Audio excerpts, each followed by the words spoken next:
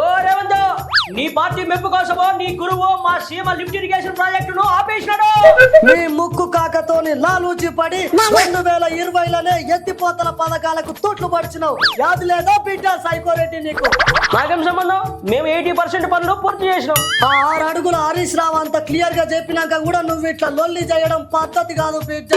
ఆయన ఏం మాట్లాడాడో నాకు తెలీదు, గుర్తులేదు, మర్చిపోయా. ఈ ప్రాజెక్టు 2020లోనే జగన్మోహన్ రెడ్డి గారు ఉన్నప్పుడు బీఆర్ఎస్ ప్రభుత్వం ఎన్జీటీకి స్టే తెచ్చింది.